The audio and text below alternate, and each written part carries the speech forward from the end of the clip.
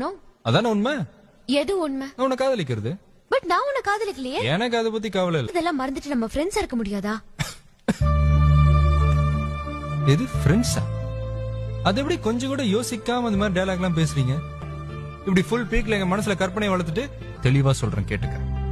நட்புங்கிறது லைப்ரரியில கிடைக்கிற புக்கு மாதிரி. அதை யார் வேணாலும் படிக்கலாம். ஆனா காதலுங்கிறது நம்ம எழுதுற டைரி மாதிரி. அதை எழுதினவங்க மட்டும்தான் படிக்க முடியும். அதை கொண்டு போய் லைப்ரரியில வச்சு அடுத்தவங்க படிச்சா அசிங்கமாயிடும்.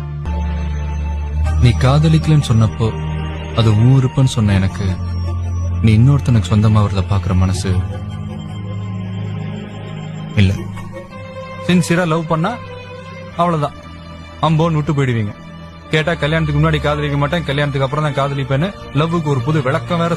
காதல் படிக்கிறதுன்னு சொன்னா கல்யாணம் பரீட்சை எழுதுற மாதிரி.